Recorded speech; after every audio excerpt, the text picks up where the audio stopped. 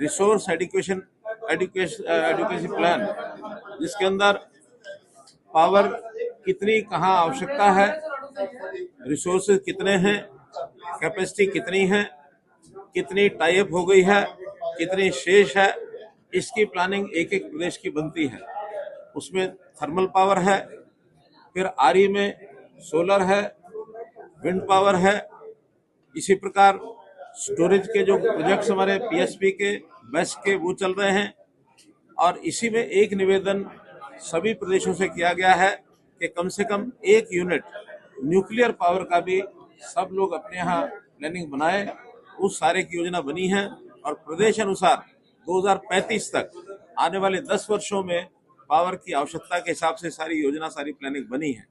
जहाँ तक आज की स्थिति है, देश भर में जितनी आवश्यकता हमारी पावर की है वो सब पूरी कर रहे हैं। 10 साल पहले 2013-14 में हमारे यहाँ पावर की डेफिशिएंसी थी, लगभग 4.5% पावर कुल मिलाकर शॉर्टेज थी। अपना देश पावर डेफिशिएंट देश के नाते से जाना जाता था। आज हम अपनी जरूरत को पूरा कर रहे हैं, बल्कि कुछ प्रदेशों में जैसा भूटान है, म्यांमार है, बांग्लादेश है, इन देशों को एक्सपोर्ट भी कर रहे हैं। नेपाल में आवश्यकता अनुसार इंपोर्ट करते हैं, एक्सपोर्ट करते हैं। तो इस प्रकार से अगर कहा जाए तो हम किसी एक लेवल तक पावर सरप्लस स्टेट भी हो गए हैं। आने वाले समय में हमारी पावर की और आवश्यकता बढ़ेगी। आज पीक डिमांड पिछले वर्ष 250 मेगावाट थी, हमने उसको पूरा किया था। इस बार अनुमान के हिसाब से उतनी आवश्यकता नहीं पड़ी, हमने लिमिट उसकी 270 गीगावाट ये सोची हुई थी। 270 की बजाय अभी तक 242 गीगावाट तक की हमारी आवश्यकता पहुंची है, जिसको हमने पूरा किया है। तो ये पावर सितंबर के महीने में इससे बढ़ने की स्कोप हो सकता है, अन्यथा यही पीक जो पावर है मानी जाएगी।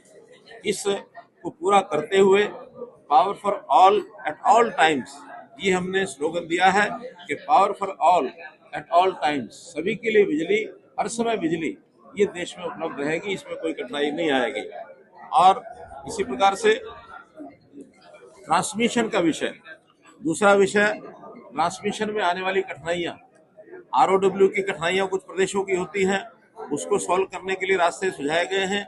और फॉरेस्ट क्लियरेंसेस, ये भी कहीं कहीं अड़चन होती है, उसके लिए भी हम अपने वन विभाग के मंत्री उनसे बात करके जितने ऐसी कठिनाइयाँ हैं उनको सबको सॉल्व करने की और ये कोशिश करेंगे। ये डिमांड है, एक तो न्यूक्लियर पावर के लिए एक इन्होंने डिमांड की है, हमने पहले से आग्रह किया कि एक न्यूक्लियर डिमांड का प्रोजेक्ट ये लगाएं, हम उसमें सहायता करेंगे।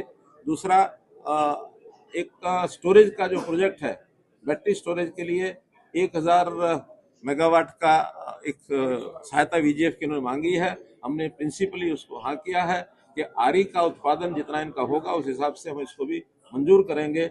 इन्होंने अतिरिक्त बिजली की आपूर्ति भी इन महीनों की 6 महीने के लिए आगे के लिए मांगी है, 500, 200 यानी 250 मेगावाट, और अगले 3 महीने 500 मेगावाट ये भी हमने मंजूर कर दिया है। इसलिए जो भी डिमांड थी कुछ पूरी हो गई हैं, कुछ जो डिमांड है उसका विचार करके बाद में उनको बताएंगे।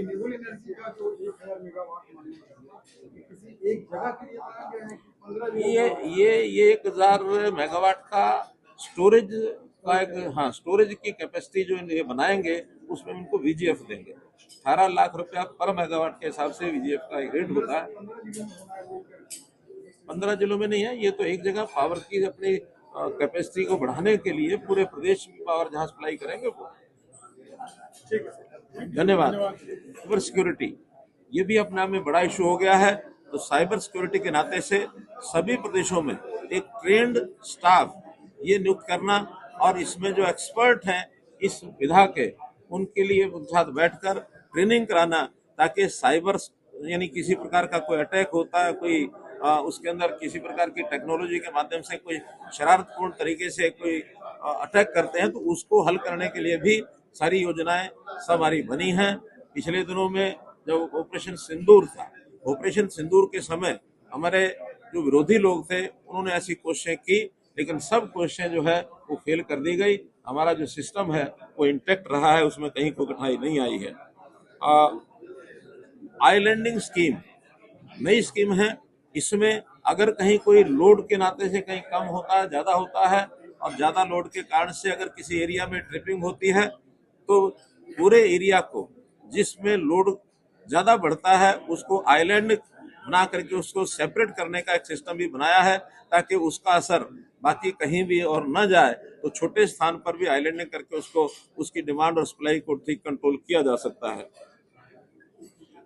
डिस्कॉम्स में बहुत से रिफॉर्म्स ये भी किए हैं। डिस्कॉम्स अपने आप में यानी अपने पैरों पर खड़ा हो, फाइनेंशियल वायबिलिटी उसकी बने, हमारी जो AT&C लॉसेस वो कम कैसे हो, हर प्रदेश के अलग अलग से ये सारे काम किए जा रहे हैं। मैं विशेष तौर पर बिहार प्रदेश को इसमें बधाई देता हूं कि उन्होंने अपने आप में बहुत चीज़ों में तेजी से सुधार किया है, चाहे AT&C लॉसेस का हो, चाहे स्मार्ट मीटर का विषय। 80 लाख स्मार्ट मीटर्स इन्होंने यहाँ बिहार में लगाए हैं, अपने आप में एक रिकॉर्ड है। और भी जो बिहार बहुत पीछे पावर के मामले में माना जाता था, पिछले वर्षों के अंदर बहुत अच्छा काम करके बिहार जो है काफी आगे बढ़ा है। इन सब बातों को ध्यान में रखते हुए और आज इस बैठक के बाद इन प्रदेशों की जो भी कोई कठिनाइयां कमियां दूर होंगी, जो उन्होंने डिमांड्स रखी हैं, कहीं की पावर की जहाँ शॉर्टेज होती है, हमारा जो सेंट्रल कोटा होता है उसके अंदर से हम उनको पावर देते हैं। और हमने अश्योर किया है कि अब पावर कहीं भी किसी भी प्रदेश में किसी भी समय कम नहीं होने देंगे। सेंट्रल कोटा जो हमारे पास रहता है उसमें से पावर सप्लाई करना ये हमारा काम करेंगे। नई जनरेशन हो, खास करके रिन्यूएबल एनर्जी के माध्यम से हम आगे बढ़ें, और उसमें स्टोरेज का विषय भी आगे बढ़े, उसमें भी हम सहायता दे रहे हैं, VGF दे रहे हैं। और इस प्रकार से एक अच्छी प्रकार से मीटिंग समाप्त हुई है। बिहार से क्या